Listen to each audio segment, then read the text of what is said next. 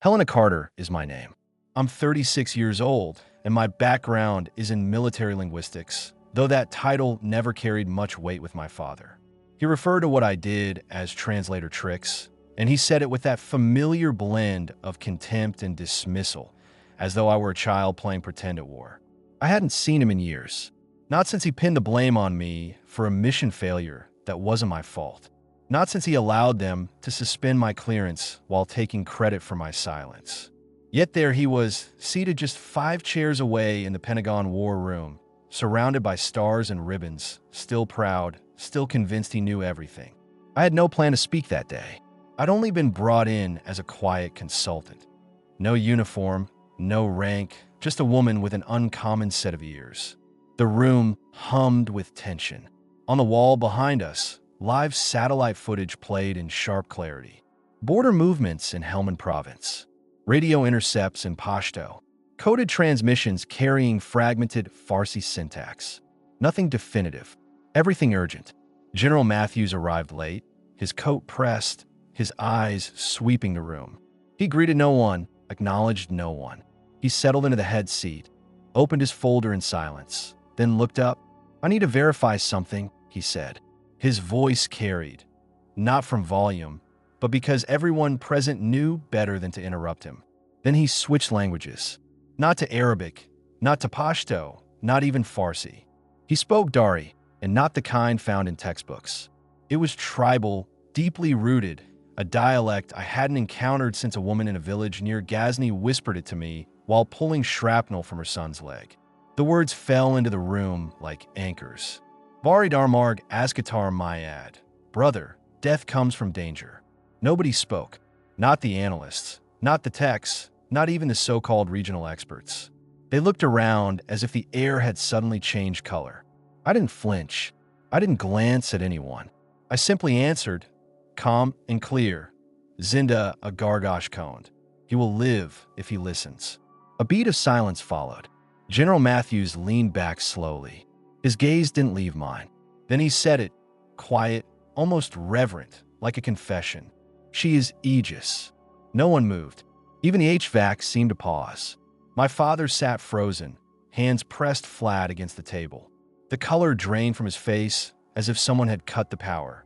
I had spent years believing justice arrived loudly, that it would roar, crash in with fanfare or fury. But no.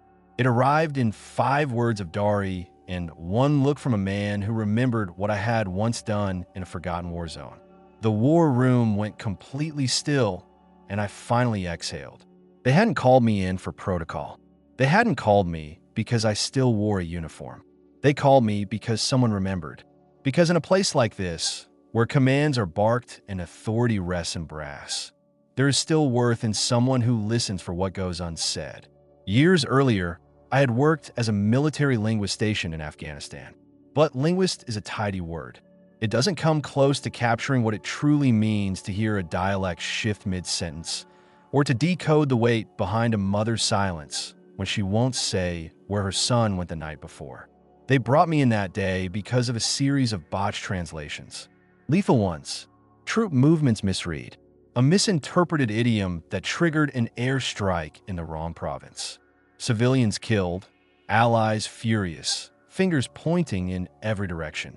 They needed someone who could distinguish between a mistake and a deliberate lie. Someone who wouldn't stand out in a room full of medals. I was easy to overlook. No rank on my collar, no shine on my boots. Just a plain gray blazer, notebook in hand, and a voice they had forgotten still held meaning. I hadn't returned to clear my name. That desire had burned out long before. I came back because I remembered what it felt like when someone listened too late. And General Matthews, he remembered me from Ankara, the summit where I translated one sentence that prevented 2 nations from launching. No headlines, no ceremony. Just one night where silence didn't cost lives. He remembered, and he tested me, and I passed. Daniel was 22 when he deployed. Our father called him Carter Man now. Daniel hadn't wanted to go yet. He told me privately, his voice cracking the way it did when we were children. I'm not ready, Hell. But our father pushed, said hesitation was cowardice, said he had embarrassed the family long enough. Daniel signed the papers 2 days later. 6 months in, a roadside bomb. Wrong location, wrong time. I read the debrief and noticed the inconsistencies. I submitted an internal memo suggesting command had overlooked an intercepted call. The memo vanished. So did my access. My father said it plainly. He wasn't strong enough. But I knew the truth. Daniel wasn't weak. He was unprepared because someone had refused to listen. And I couldn't save him. I still see his face sometimes. Grinning, sunburned, squinting into the heat from behind his cracked sunglasses. He was supposed to become a medic. He was supposed to come home. I haven't forgiven my father. Not yet. But I stood in that war room because if someone else's Daniel was about to walk into silence, I was going to make absolutely certain someone finally heard the truth. When other little girls were signing up for ballet, I was curled under my bed with a flashlight and a Dar grammar book I had stolen from my father's office. He never noticed it was gone. He rarely paid attention to anything I touched unless I had broken it. I was 10 when I first heard Pashto on an old radio. I didn't know the words yet, but I recognized what silence sounded like. And this wasn't it. This was rhythm. This was code. I copied it onto the back of my math homework until the numbers blurred behind consonants and borrowed vowels. At 11, I began mimicking the cadences of Urdu. I loved the way the words moved like water, never quite revealing the current beneath. My father walked in once while I was practicing and raised an eyebrow. "What are you mumbling?" he asked. "Urdu," I told him, my heart pounding. "It's spoken," and he cut me off with a scoff. "All that'll get you is a job typing for men who make real decisions." He left before I could respond. My mother, though, she saw me. Not always through words, but through her stillness. She was ill by then, quiet, her voice a faint whisper at the edge of every room. But one night, when I was 12 and thought she was asleep, I caught her watching me from the doorway as I repeated a Dar proverb into my pillow. When I turned, embarrassed, she said something I never forgot. "Whoever understands language understands war before it starts." It was the last complete sentence she ever said to me before the hospital claimed her. After she died, silence moved into the house permanently. My father rarely spoke, and when he did, it wasn't to me. By 13, I was fluent in Dari and conversational in Pashto. I hid my notebooks behind old coats in the hall closet, not out of shame, but because they felt like the only things that were truly mine. I knew I was different from the other girls at school. They laughed easily. I didn't. They danced to pop songs. I traced dialects. They passed notes about boys. I studied the tonal shifts in regional Farsi. My father thought I was strange. He called it obsessing, said I should be focusing on practical things. Algebra, physics, maybe volleyball. But the truth was I wasn't obsessed. I was preparing.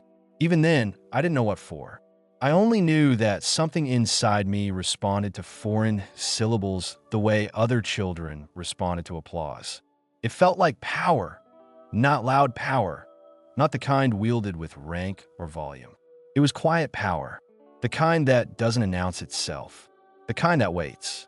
Every time my father said I wasn't enough, too soft, too bookish, too impractical, I returned to my languages, not to prove him wrong, but because it was the only space where I didn't feel like a mistake. I would whisper to myself at night in 3 different tongues, trying to memorize the sound of futures no one else believed I had. Because even in the dark, I held on to one belief. Words would take me somewhere that silence never could. And one day, perhaps they bring me back. I was 24 the first time I found myself in a situation where my voice mattered more than a weapon. It was a scorched afternoon in Kabul, the air dense with heat, dust, and tension. We were escorting a humanitarian convoy through a neighborhood that intelligence had labeled as low risk. That phrase, I would come to understand, was as fragile as paper in the wind. I was there as a linguist attached to a Marine unit that didn't know what to do with me beyond handing me a headset and waving me toward the back. Some called me mistrans. Others didn't bother with names at all. We had stopped near a crowded market street. Open-air stalls, rusted tin rooftops, locals watching with a passive curiosity that made me uneasy. That's when I spotted the boy. He couldn't have been older than 10, barefoot, dirt smudged across his face, clutching something tight to his chest. Something metallic. From a Humvee, it looked like a weapon. I watched panic rise in the corporal's eyes as his rifle lifted. "Possible hostile, right flank," he shouted. "Weapons locked.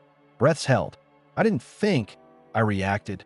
"Kachiknis bacha," I yelled, standing half exposed in the open street. "He's not smuggling. He's a child." My voice cut across the square. A few heads turned. Locals startled, but more importantly, the boy stopped. He froze and held up the object. Danta cooking both. The Marines hesitated.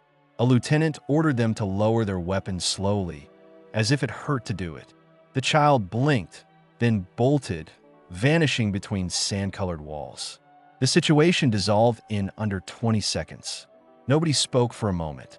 Then someone muttered, "Jesus." I received no thank you, no write-up, no commendation. Later, I overheard one soldier say, "Lucky guess." But it wasn't luck. I had caught the dialect in a mother's cry from a nearby doorway, the way she called out "bacha" in panic. I had learned that word in a refugee tent from a woman whose sons were all younger than 12. I had stored the rhythm, the weight of how she said it for years. And in that moment, it returned to me like a reflex. The lieutenant filed a report that simply read, "No incident."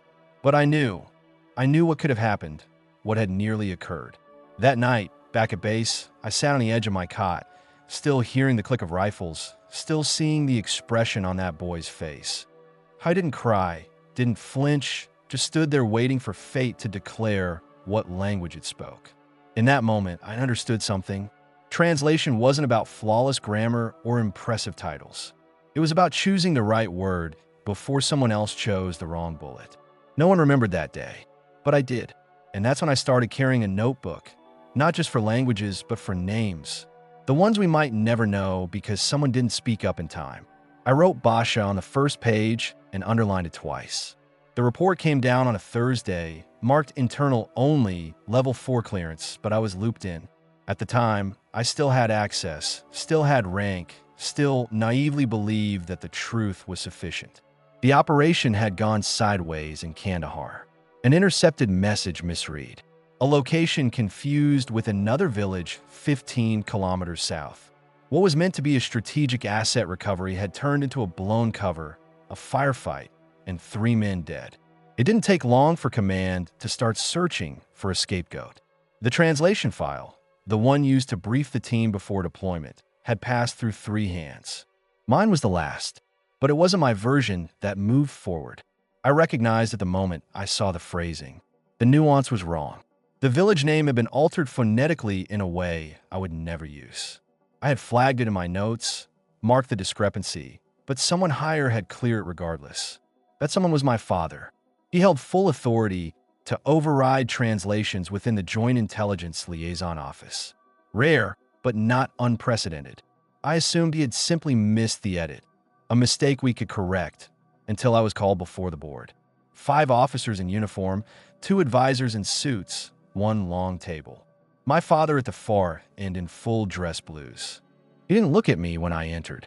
I stood, answered questions, presented my draft of the original translation, including the flag concern, and explained that I had submitted it with a recommendation for verification.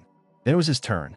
He cleared his throat, placed his hand on the table, and said evenly, "I believe Specialist Carter acted beyond her assigned capacity. She may have misinterpreted intent due to lack of field context." I blinked. My ears rang. "Sir," I began, unsure whether I was addressing the board or him. "The authorization log," but he cut me off, still not meeting my eyes. The error originated with her submission. I reviewed it under the assumption it had been properly vetted. In hindsight, I should have double-checked. It was clean, measured, practiced. I stood there as the board took notes. Not one of them asked why a junior linguist would be expected to shoulder responsibility for a command-level authorization. Not one asked why my warning had been disregarded.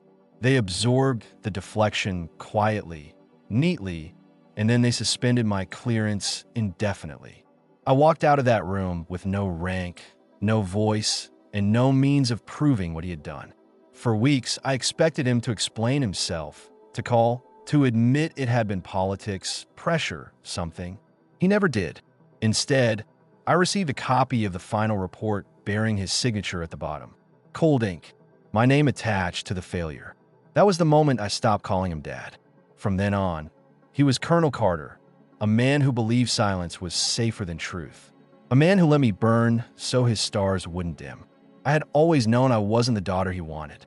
But that day, I understood something deeper. He had never intended to protect me, only himself. And in that moment, something inside me hardened. Not hate, not even grief, just clarity. Because when a man is willing to sacrifice his own blood to protect his record, you learn to stop bleeding for him. After the board hearing, after the silence, after the gradual revocation of everything that had once defined me, I disappeared, not geographically. I didn't flee to the other side of the world.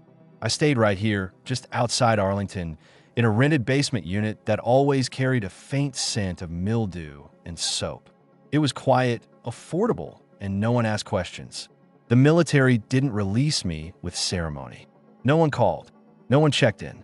My badge access was deactivated the following morning, my inbox locked, my security clearance flagged. Just like that, I became a civilian again. And in some quiet corner of myself, I felt relief because the exhaustion of carrying what I knew while watching others pretend it hadn't happened had begun to corrode something inside me. I needed to breathe somewhere that didn't reek of fabricated reports and stitched up lies. So I found a nonprofit listed on a bulletin board. They needed someone to teach basic English to Afghan refugee children. No background checks, no formal credentials, just patience, consistency, and a measure of heart. I showed up the next morning and never stopped. My classroom was a repurposed gym with flickering lights and folding chairs. I taught children whose lives had been packed into plastic bags and carried across oceans. Most had lost one parent. Some had lost both. Some never spoke at all. They simply held their notebooks and stared out the window as if still waiting for someone to arrive. I never discussed my past. I told them my name was Miss Carter, that I enjoyed tea, that I read often, and that I could follow the poems they whispered to each other in Dari, even when they assumed I couldn't. We opened each session with a line from Rumi. I'd write it in both English and Dari, then read it aloud in each language. The younger children thought it was magic. The older ones simply nodded quietly, as though they understood I wasn't really reading the page. I was reading them. One boy, Mustafa, around 9 years old, once asked, "Were you ever in the army?" I paused. Then I nodded. He didn't press further, just said, "You look like someone who doesn't yell." I smiled at that. It was the finest sort of compliment. I spent 2 years in that room teaching colors and seasons, explaining verb forms, but mostly reminding them that their voices had value, even if no one was listening yet. I didn't miss the uniforms. What I missed was purpose. I missed being useful. I missed being in a room where I could prevent a disaster with a single sentence. But every time I watched a child spell their name in English and smile, as though they had constructed a bridge no one could tear down, I felt a small flicker of that purpose return. I filed no reports and received no medals, but I kept showing up. I was no longer Captain Carter, no longer Aegis, just a woman with words and the memory of silence. And though no one in that gym knew it, every poem I chose to share with them, every single one, was something I had once whispered to myself years earlier on a cot in Kandahar, simply trying to believe the world could be gentler than the battlefield it kept becoming. I didn't need a title to keep fighting. I just needed to speak somewhere someone would finally hear me. It was a Wednesday. The heater in the rec center had broken again, and the children sat bundled in mismatched hoodies as we read a poem about winter and warmth. I had just finished translating the final stanza when my phone buzzed, screen flashing with an unknown DC number. I ignored it. I always did, but it buzzed again, then again, 3 times in 90 seconds. That was not coincidence. That was deliberate. When class ended, I stepped outside into the brittle air and picked up on the 4th ring. Helena Carter. A man's voice, calm, low, commanding. "Yes," I said cautiously. "I need 10 seconds. Then you can hang up." I said nothing. I simply waited. Then he said it. "Baridar Margatar Mayad." "Brother, death comes from danger." My breath stopped. It wasn't just Dari. It was our code. From Ankara, from that hellish year. No one outside that field base should have known those words. Not in that precise order. not with that cadence. "Who are you?" I asked slowly. He offered only his title, Lieutenant General Langford, Pentagon. My knees locked. "I'm not in service," I said. "This isn't a military summons." "Not officially." "Then what is it?" A pause. A crisis with layers in 6 languages and eyes everywhere. "I need someone who can hear what no one else is trained to hear." I swallowed. "You have hundreds of linguists." "I don't need a linguist. I need you." His voice held no flattery, no pleading, just a plain operational fact. "Why now?" I asked, after they pulled my clearance and buried my record. I didn't agree with that decision. I read the full report. "Did you read who signed it?" "I know who your father is, Captain." That rank struck harder than I expected. I hadn't been addressed as captain in nearly 2 years. It felt like stepping into a uniform I wasn't sure still fit. "I'm not certain I'm the right person," I said finally. "Helena," he said gently. "When I was stationed in Harrod, we lost 2 Marines because an interpreter mistranslated a single word. You don't just translate, you decode. You identify patterns and intention. You speak with authority. And you were the only one who caught the backnell threat during the Ancora wiretap incident. You remember? How could I forget? 6 of us had been in that dark tent, rain hammering the tarps like enemy fire. They were about to move troops on a tip that felt too clean. I had said 2 words, "It's bait." The OP was pulled. That call saved 30 lives. No citation, no credit, but Langford remembered. "What's the operation?" I asked. "Top floor Pentagon, Friday at 0600. Details only in person. We don't trust internal lines anymore." "Who else will be there?" He paused. "Some of your old team, one of whom asked for you by name." I closed my eyes. I could already feel it. The war room, the tension, the stakes. I held silence for 5 full seconds. Then, "I'll be there." He exhaled. "We'll arrange access. Use the side entrance.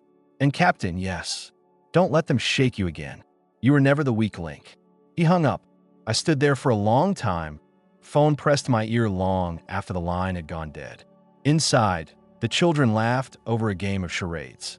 A boy shouted something in Pashto. I turned back toward the door, but in my mind, I was already walking toward the Pentagon. I hadn't set foot inside the Pentagon since the day they stripped my badge, my access, my name from the roster. This time I entered through the side gate as instructed. No salute, no ID scan, just a quiet nod from the officer who met me at the door and escorted me up 12 floors without a word.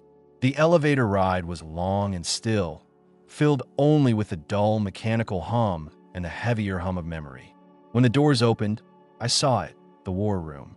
Circular, high-ceilinged, walls lined with maps, live feeds, charts, men and women in uniform. Some seated, some pacing, some tapping tablets with eyes that hadn't rested. And at the far end, seated beneath a banner of 4 gold stars, was General Langford. But he wasn't the first person I noticed. That was my father, Colonel Thomas Carter. He turned as if sensing my presence before I'd spoken a word. His posture didn't shift, rigid, upright, every line of his uniform precisely pressed. But his eyes dimmed like a man watching a stain reappear on a white wall. I held his gaze without blinking. He looked away first. Langford rose and nodded. "Captain Carter, seats here." 3 chairs were available. One beside a young intelligence officer I didn't recognize, one across from a tech analyst I had once trained, and the last right next to my father. I walked around the table, slow and deliberate, boots clicking against marble. I took the seat beside him. He shifted just slightly, just enough. The room fell quiet in the hush before a briefing, and that's when he leaned toward me the way a father might whisper at a wedding or a soldier might hiss at a traitor. "Still clinging to your little translator tricks?" he murmured, just low enough for only me to hear. I didn't respond. I looked straight ahead. Let silence be the answer. Langford began speaking, his voice sharp and clear. "We've intercepted layered communications across 3 platforms: radio, encrypted chat, and drone relay, all using fragmented code forms in a blend of Farsi, Dari, and Pashto with anomalies in syntax and intent.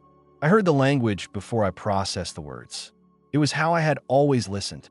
He continued, "We believe it's not just chatter, it's misdirection. a manufactured narrative designed to trigger a policy response before a strike. We need someone who doesn't merely translate but interprets intention. Several heads turned toward me.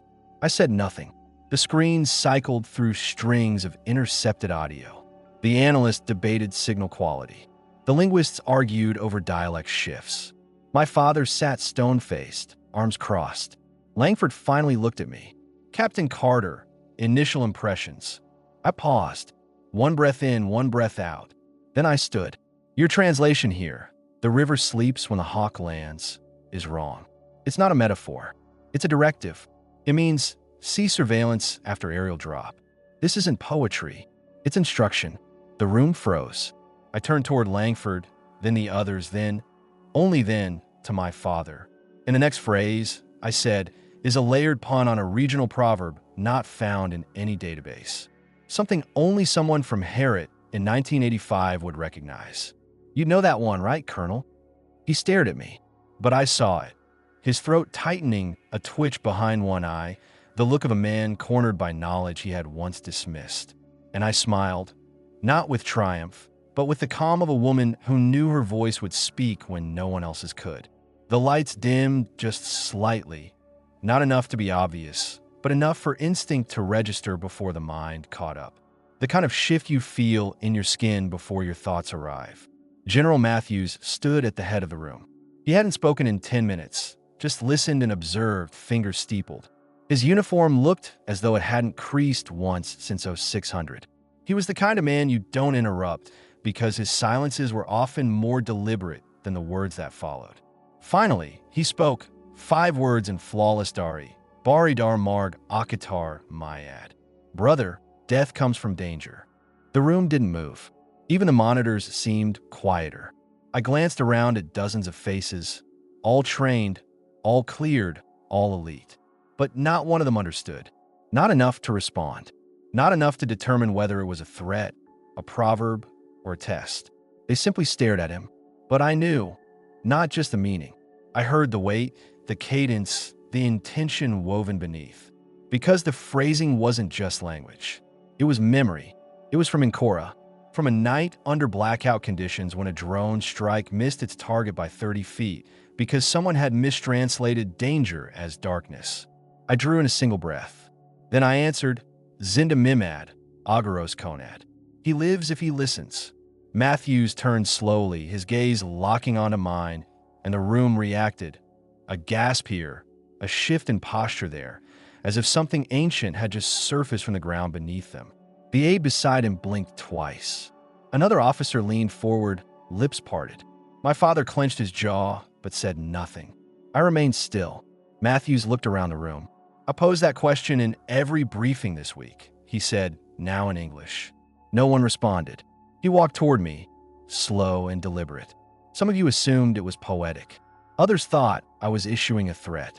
Some ignored it entirely. He stopped in front of me, but she didn't just translate. She understood. I didn't flinch. Not when he nodded.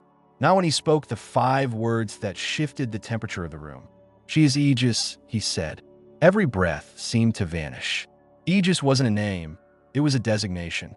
An internal code for operatives who weren't merely fluent in language, but fluent in intent.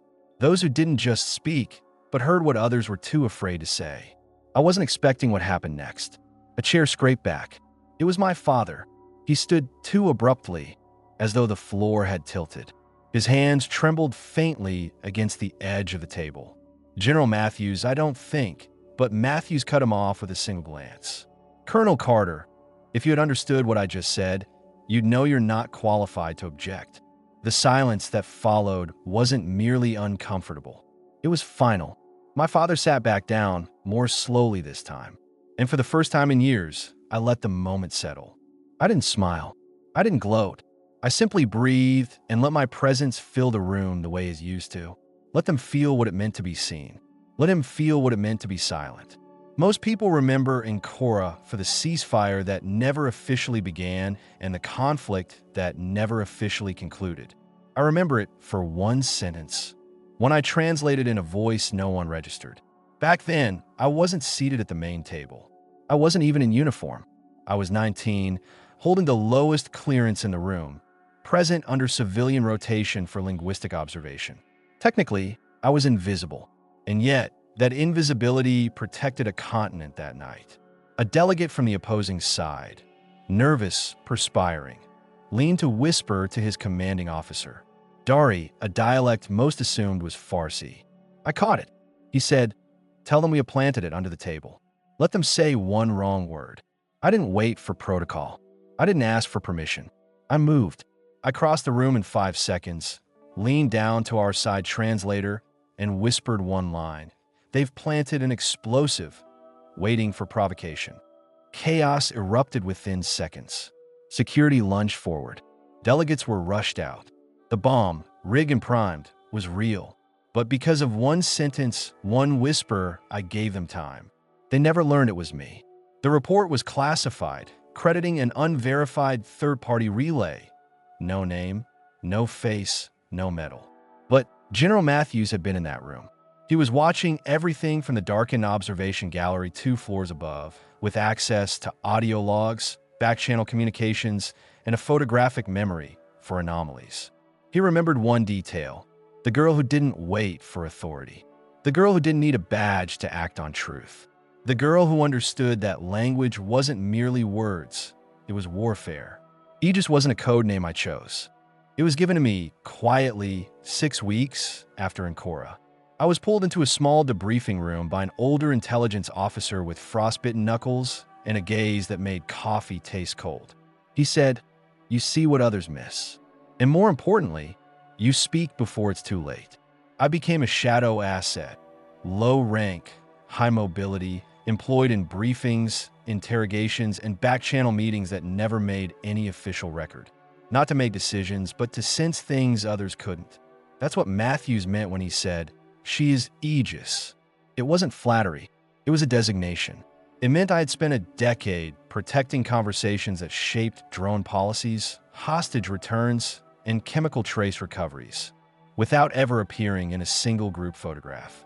The world saw a translator, but Matthews saw a pattern reader, a signal interpreter, a human firewall. That day in the war room, he didn't name me to grant me power. He named me to remind everyone present that quiet does not mean absent. He understood that only someone who had been overlooked could truly perceive betrayal, because we aren't distracted by praise or prominence.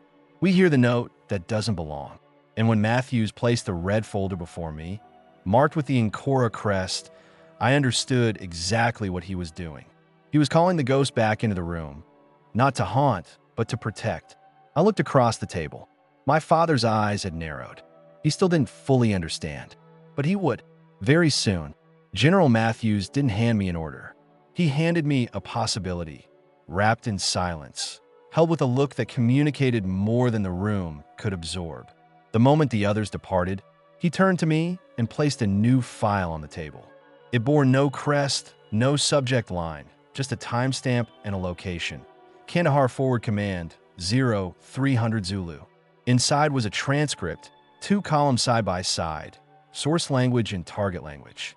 At first glance, it appeared clean. Routine field exchange.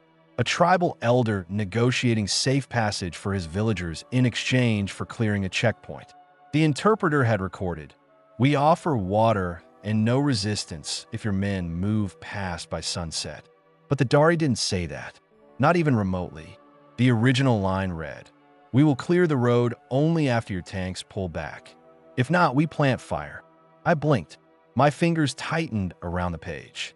A deliberate transformation in tone, intention, and consequence.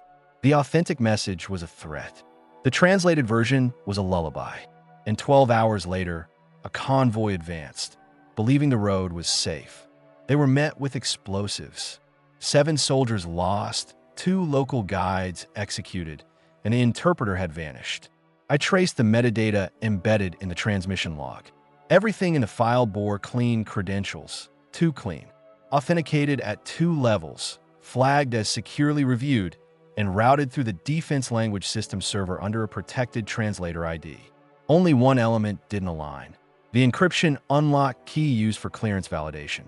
It wasn't generic. It was personal, bearing the signature of someone who had manually authorized the release. When I decrypted the key and cross-referenced the hash, my stomach dropped. It was my father's passphrase. Not copied, not spoofed, original, used at 0321 Zulu 2 hours after his official shift had ended and 5 hours before the bombing. He had signed off on the distortion. The digital stamp didn't lie. I stared at the key string. Wilco Eagle, RF 1717, his signature encryption code from his days in Kandahar. My lungs contracted in my chest. This wasn't a clerical error. This was an intentionally scrambled message. A battlefield turned by the deliberate twisting of a single word. And only someone who understood both sides of the language and the war could achieve it with such precision. I leaned back from the file, my mind working rapidly. Was he being coerced? No. He had deployed his passphrase with surgical precision within a time frame narrow enough to indicate premeditation. A falsified translation meant lives lost, but it also meant diplomatic leverage created out of grief because hours after the bombing, he was photographed shaking hands with the regional commander, consolidating new authority over that sector. It wasn't about death. It was about control. Matthews hadn't told me what to do. He didn't need to. By showing me this, he understood I would follow the thread. Because language isn't merely communication, it's choice. Every word we allow to pass unchecked becomes either a weapon or a wound. I closed the folder. I now grasped the cost of silence. And I understood why I had been called back. Not simply to interpret, but to uncover who had rewritten the truth. I already had the first name on the list. I didn't sleep. After the war room emptied and the folder was closed, I didn't go home. I returned to the language lab at the base, swiped in using my old credentials, which apparently still held clearance or had been quietly reactivated by Matthews, and the terminal accepted me either way. Fluorescent lights buzzed overhead. I sat in the dark, code and language streaming across my screen, and I started where all deceptions leave their fingerprints, with sound. The original field recording was archived on an encrypted drive, dated 2 weeks prior and logged at the outskirts of Kandahar. The speaker, a local tribal negotiator. The mission transcript claimed he had offered peace. But I wanted to hear the actual cadence, the breath between words, the pauses that text cannot hold. I adjusted the audio filters, boosted the lower frequencies. The voice crackled through my headphones. Agar Tank Shuma Raisal Mashun. I paused the audio, rewound, played it again. This wasn't simply a phrase. It was a challenge, the kind of phrasing that carried gravity in tribal dialects. A man proposing a bargain, not surrendering. But what truly seized my attention wasn't the meaning. It was the spelling in the transcript. A handwritten version scanned and OCR'd. In the Dari word for withdraw, I noticed an old orthographic pattern. The second consonant was marked with a diacritic rarely used after the Soviet withdrawal era. It wasn't contemporary spelling. It was textbook Dari from 1983. My chest tightened. I knew only one person who wrote that way. The same person who had taught me to write Dari as a child, tracing the curves of the script on yellow paper. He used to say, modernizing a language doesn't mean erasing its roots. It was his style, his handwriting. But there was more. I searched through older logs, then older still, back through classified archive from Operation Sandwatch, my father's first deployment as an intelligence linguist. Every field report carried his seal.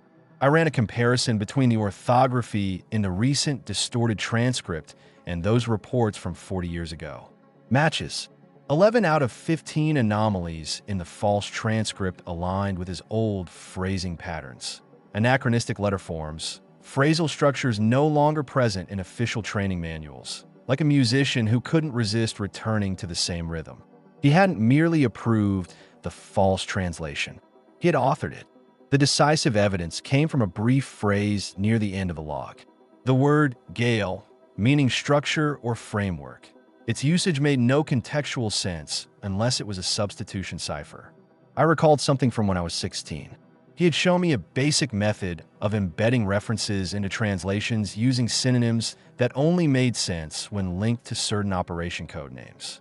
Caleb, the name of his first classified operation in Ghazni. He had been concealing his authorship in plain sight. not merely fabricating reports, but signing them with old ghosts.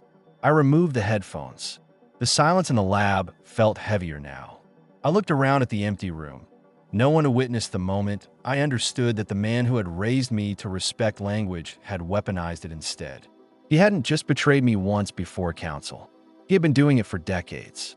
And this time it had killed people. This time, I could not stay silent.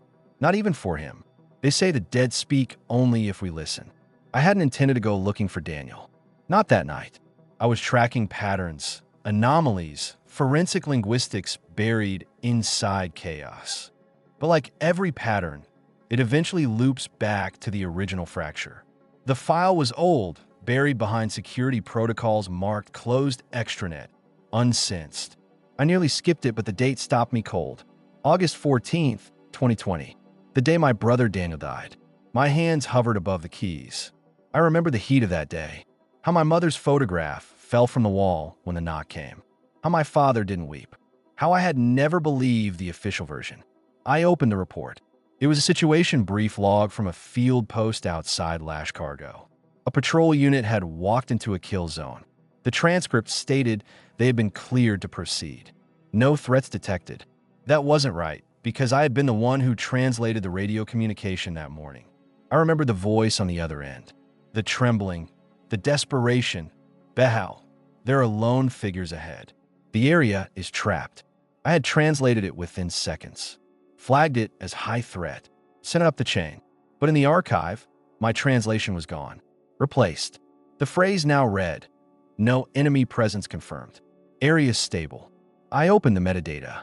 The document had been altered 12 minutes after my original submission from an IP located at Joint Command HQ. Then I found the embedded editor ID. It wasn't anonymized. It bore my father's clearance signature. For a moment, I stopped breathing. There, as plain as a confession, was the revised wording, a neutralized version that stripped the warning bare, sanitized it into nothing, and a timestamp, just minutes before the unit moved. Daniel's unit. I searched for my original draft, my voice warning them away, but it had been wiped. My name no longer appeared in the center log. I hadn't merely been ignored. I had been erased. I wanted to believe it was an error, that he had perhaps misread the tone, misunderstood the urgency. But then I found the attached memo, hand-typed, marked priority, reassignment. Elevate Report 34B. Expedite movement. Maintain operational optics. Do not delay deployment based on soft reads. Soft reads. That was his term for it. A human voice pleading for help. A sister decoding urgency through accent, breath, and dialect. And to him, it was soft. He knew Daniel was in that patrol. He knew my warning came from the field. And still he chose to bury it. For what? Optics. His promotion. A cleaner kill ratio on a weekly report. My brother didn't die because the enemy was clever. He died because our father wanted to project confidence. That was the hollow in my chest I had never been able to name. I remembered standing beside my father at the memorial, listening to him tell the chaplain, Daniel knew the risks. He died a soldier. Now I understood what he had actually meant. Daniel died for a soldier, the one who signed the death warrant and buried it in plain text. For the rest of that night, I stared at the screen. There was no blood on it, just symbols, just letters. But I had never seen anything bleed so loudly. I didn't cry.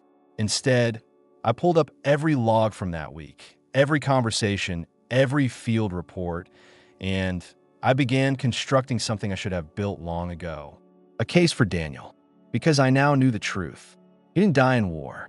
He was killed by family. There are moments in life when you feel yourself becoming irreversible. Not broken, not enraged, simply changed. I walked through the Pentagon side entrance at 0400. No ceremony, no escort, just the low hum of fluorescent light and the weight of a flash drive pressing into my palm like a verdict. I wasn't wearing a uniform. I hadn't worn one in years, but I walked as I once had, measured, deliberate, unshaken. General Matthews was already there. His office was bare at that hour. No aides, no coffee, just a single lamp illuminating a folder on his desk. My file. He didn't stand. He didn't speak immediately. He simply looked at me and nodded. as if he already knew. I sat across from him, not as an officer, not as a linguist, but as a daughter bringing the war home. "I need to show you something," I said. I plugged the flash drive into his terminal and opened the encrypted report sequence. One by one, I laid it out. The original Dari transmission, my initial translation, the metadata log of edits, the memo that altered the directive, the clearance ID tied to the override, the casualty list, Daniel's name circled in red. Matthews didn't interrupt. He watched every screen as though watching a countdown. When I finished, I turned to him. "You asked me to find who changed the translations." I did. He leaned back in his chair. A breath left him. Not surprise, but confirmation. "It was your father," he said. I nodded once. Then came the real question. His eyes met mine. "What do you want to do with this?" I had prepared for that. "I don't want headlines," I said. "I don't want a congressional hearing. I don't need revenge. I need history to stop forgetting people like Daniel." He sat with that. I leaned forward. "You asked me to be precise." "I am. So now I'm asking you, do you want justice or scandal?" It was a heavy question. To pursue a man like my father, decorated, respected, publicly untouchable, and to do it quietly. No leaks, no optics, just consequences in the dark. Matthews didn't blink. He opened his drawer, wrote something down, then picked up a red phone, one I had only ever seen used in emergencies, and made a single call. "I'm authorizing immediate review of personnel action under Title 10, Article 32. No media, no internal PR." He looked at me again, his voice softening slightly. "You'll testify?" I nodded. He tapped the pad twice. "You'll need protection. If the committee signs off, the arrest will be sealed. No ceremony, no cameras, but history will know." That was enough. I stood. The year's worth of weight didn't lift, but it settled. Matthew said one more thing before I left. "Helena, you didn't just translate words. You translated silence into truth." I walked out the same way I had come in, quiet, steady, slight in figure, but not in presence. My father would not be handcuffed on the evening news. There would be no grand reckoning bathed in flashbulbs. But somewhere behind the secured doors of a military courtroom, a man would finally face what he had done. And Daniel would no longer be simply a name on a stone. He would be a footnote in a classified ruling, a quiet line in history, but written in ink this time. Because I had made certain of it. The story didn't stay quiet for long.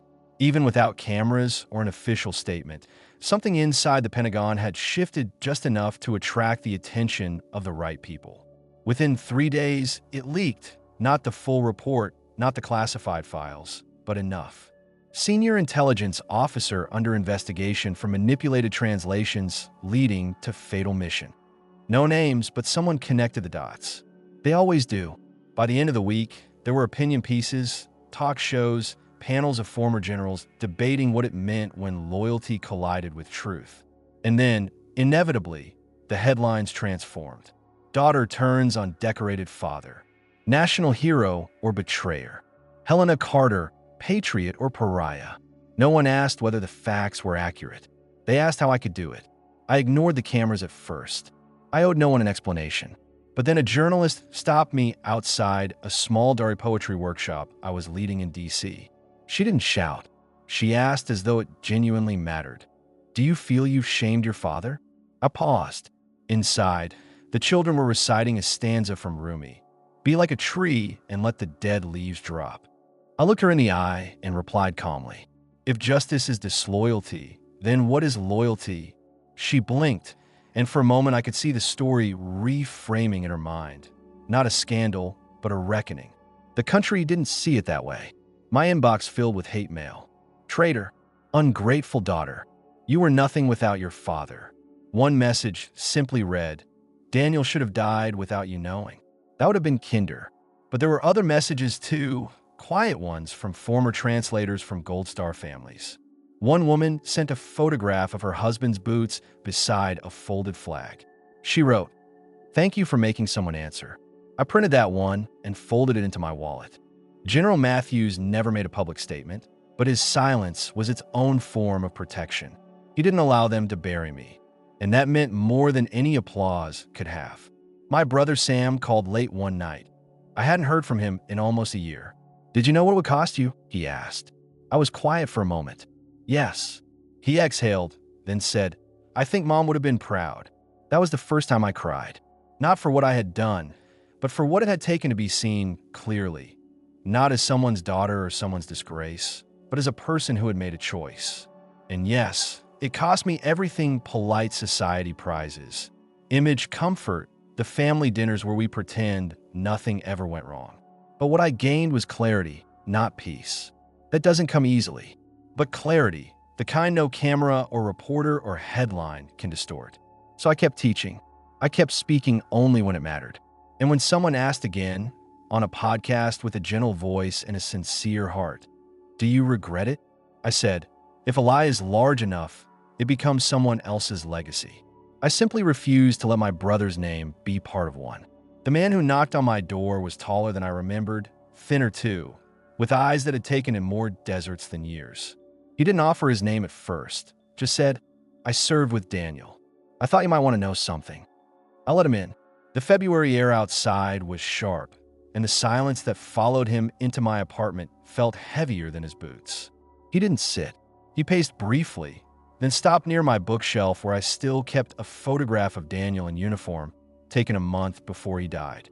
The man studied it, then said, "He trusted you more than anyone. You know that, right?" I nodded, too shaken to speak. He continued, voice low, almost rehearsed. "There was this one time outside Helmand. Some comms went dark, but Daniel wouldn't let us move. He said something felt wrong, not with the enemy, with the orders." My stomach clenched.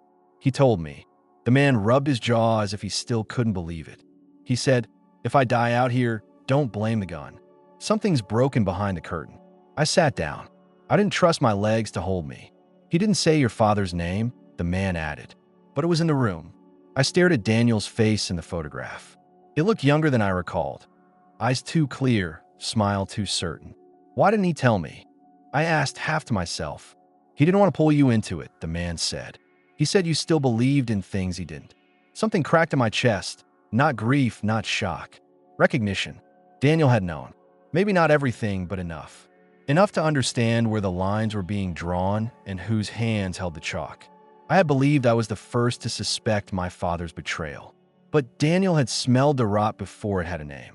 And he had gone into that final mission not just afraid of the enemy, but of what might have been written about them in English above their heads.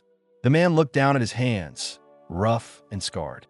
I stayed quiet because I thought, maybe it doesn't matter. Maybe the truth doesn't change anything. He glanced up, but watching what you did, it made me think maybe it does. He pulled something from his pocket. A coin. Military issue. Daniel's. "He left this with me," he said, "in case anything ever happened. I think it's yours now." I took it carefully. It was warm from his palm, cold everywhere else. The surface was scratched, the inscription worn, but I recognized it. Latin, from the old academy code Daniel used to joke about. Veritas non pavo. Truth never dies. After he left, I held the coin in my fist and closed my eyes. For a long while, I said nothing. Then I whispered, "I'm sorry, Danny. You saw the fire before I even noticed the smoke." It wasn't guilt I felt. Not anymore. It was awe that my younger brother, beneath all the humor and impatience and crooked grins, had carried so much. He had died not just as a soldier, but as a witness. And I had taken too long to hear him. But I had now, and the world would hear him too. The folded flag sat on my desk. Edges sharp, colors still vivid. It had been placed in my arms with military precision and ceremony. But no words could have prepared me for how heavily silence weighs when wrapped in 13 stripes. I had waited weeks before opening the letter. It arrived in a plain envelope, no return address, just my name in the center, written in my father's blocky, controlled hand. I recognized the script immediately. It looked like the same handwriting he had used on mission reports and intelligence briefings. Calculated, distant, never warm. Inside was a single page, not even a full one. Just 4 lines. No apology, no explanation. Only, tell me where I went wrong. I read it twice, then a third time. Not because I didn't comprehend it, but because it was too familiar. That question, that refusal to hold the answer himself. It was the same pattern he had always followed. When I was a child, and he dismissed my ambitions. When I served, and he dismissed my worth. When I bled for truth, and he called it betrayal. Where did he go wrong? He went wrong in believing silence was strength. He went wrong in thinking command outranked compassion. He went wrong the moment he heard the truth and chose pride instead. I placed the letter beside Daniel's flag. My hands didn't tremble. Not anymore. There were no cameras in the room, no medals, no witnesses, just the hum of the heater and the scent of old fabric and envelope glue. I took out a Sharpie and uncapped it carefully. The same kind Daniel used to scribble poems in the margins of his notebooks, words he assumed I never saw. I studied the white star field for a long time, not out of uncertainty, but because once I wrote it, there was no undoing it. Then, in the bottom corner of the flag's fold, between the record of what he served and what he died for, I wrote, "You went wrong the moment you stopped listening." That was all. No rage, no name, no signature, just the truth. The kind Daniel deserved. The kind my father never provided. For a moment, I considered sending him the flag with those words. But I didn't, because he wouldn't understand. He would read it as defiance rather than clarity, as punishment rather than reflection. And because the flag didn't belong to him, it belonged to Daniel. To a soldier who listened when no one else would. To a brother who sensed betrayal long before I did. To a man who died because silence was louder than gunfire.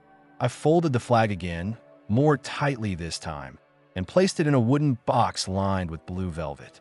I locked it shut, not to bury the past, but to protect what little remained of it. I lit a candle beside the box that night.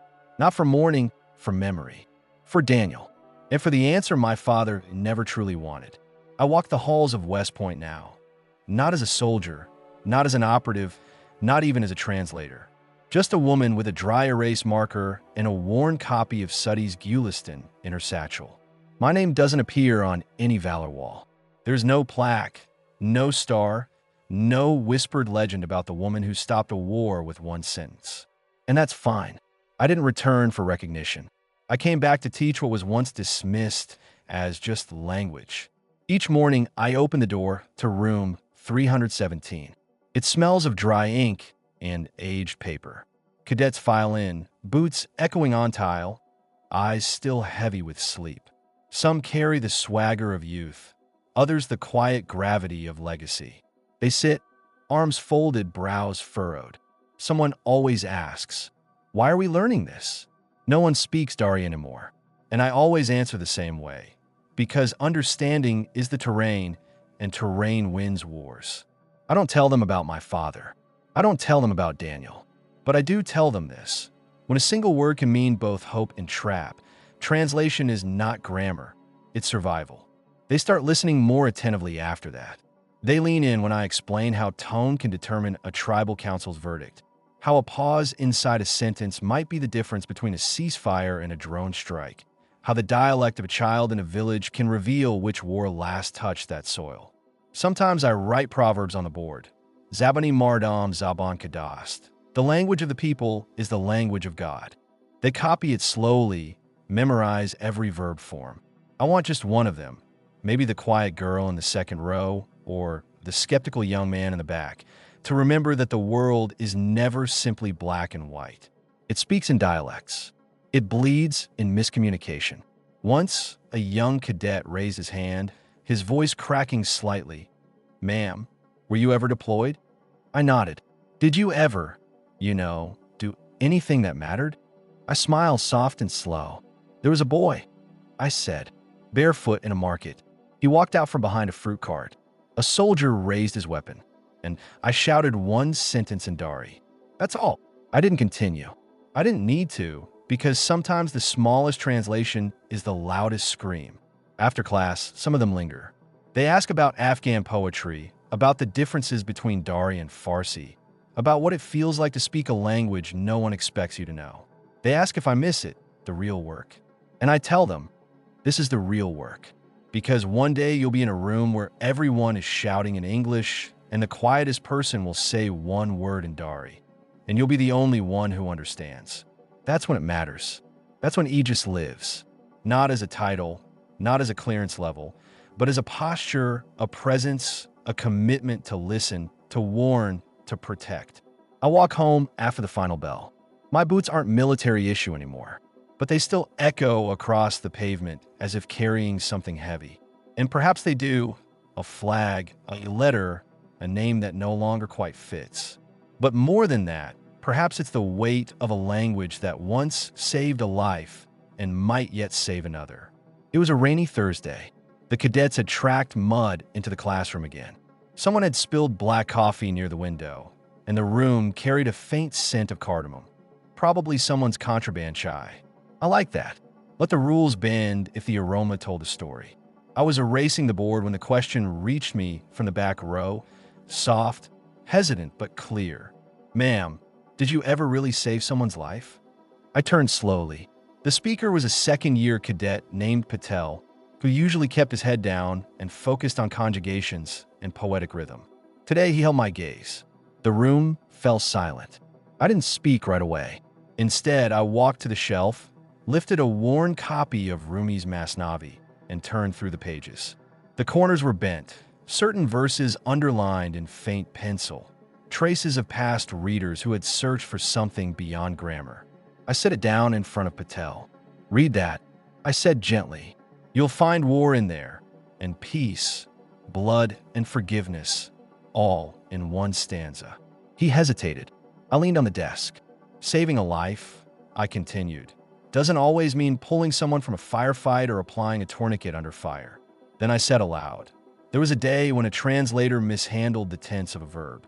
One word, and a ceasefire became crossfire. People died. The class sat motionless. And then there was a day when a boy stepped into a market. My team was prepared to open fire. But I called out in Dari, 'Kachak nist bacha, he's not a threat, he's a child.'" One cadet's pencil stopped moving. The soldiers hesitated. They lowered their rifles. I smiled faintly. That boy lived.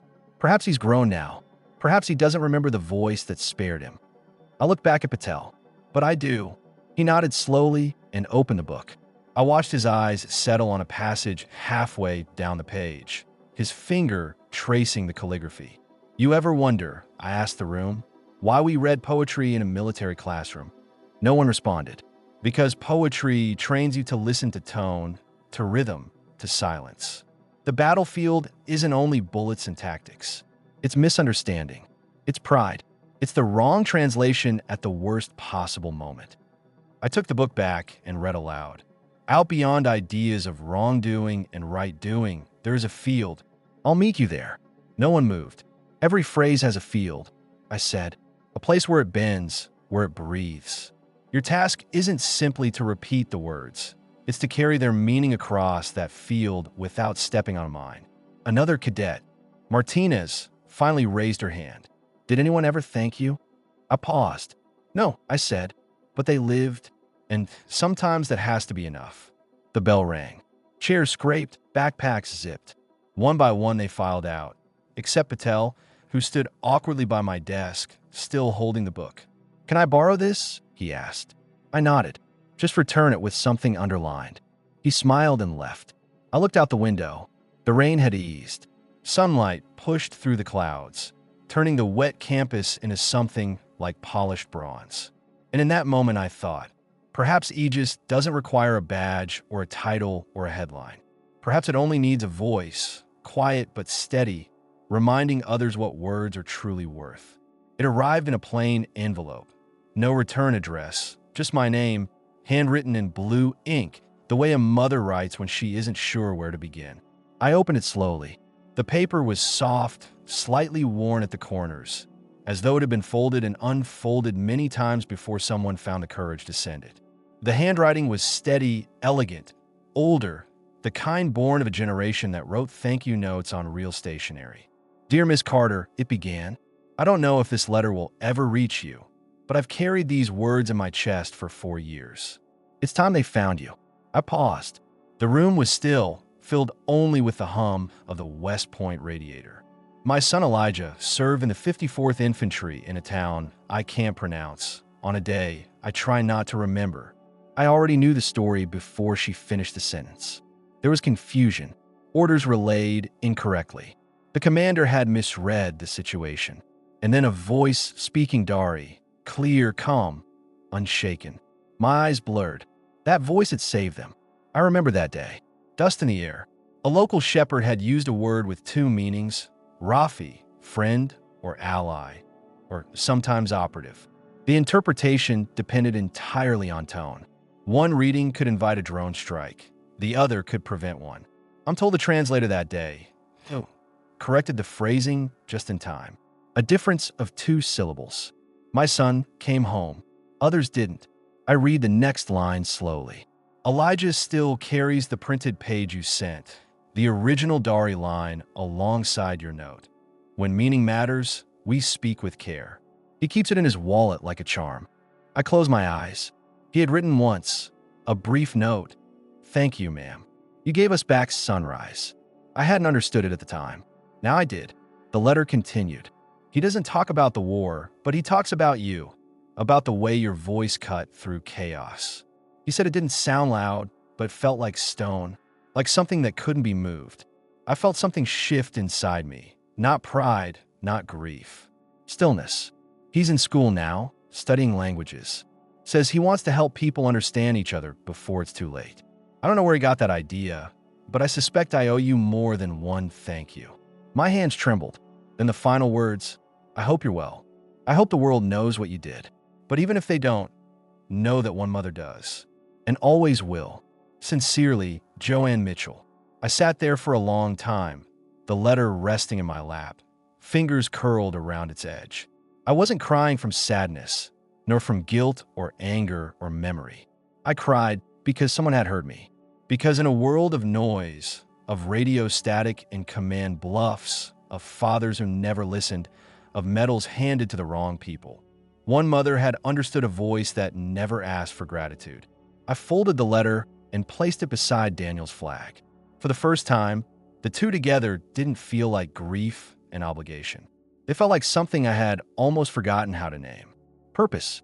The memory surfaces when I least expect it, not in silence, but in stillness, under a sugar maple at the edge of the academy, where the leaves are beginning to shift from green to that startled amber of autumn. I sit there after class, watching cadets pass in pairs, notebooks under their arms, futures not yet committed to ink, and suddenly he's there again. Daniel, 12 years old, elbows scabbed, kicking at the roots as though the tree had wronged him. I had just come home from my first deployment. He wanted to know everything. What was it like, he asked. I told him it was hot, that the food wasn't great, that there was sand in places sand didn't belong. But he was sharper than that. No. I mean, why do you even learn Dari, Helena? You don't fight, you don't fly. What's the point? I hadn't answered him. I remember that now with a quiet ache. I shrugged, teased him about getting dirt on his socks, changed the subject. Back then, I didn't know how to explain something that wasn't loud enough to impress him. But I know now. I learned Dari not to translate menus or decode intercepted calls. I learned it because language is a doorway. And sometimes the key isn't words, but the willingness to understand what someone didn't say. I learned it because meaning is fragile. Because peace is constructed from things no satellite can detect. A glance, a breath, a phrase delivered one way and received another. And because when chaos erupts, it's rarely because someone didn't speak. It's because someone wasn't heard. Daniel didn't know he would die young. He didn't know I would spend years tracing meanings and mistranslations, unspoken intentions concealed inside vowels. But he knew one thing. He knew I loved words more than I loved medals.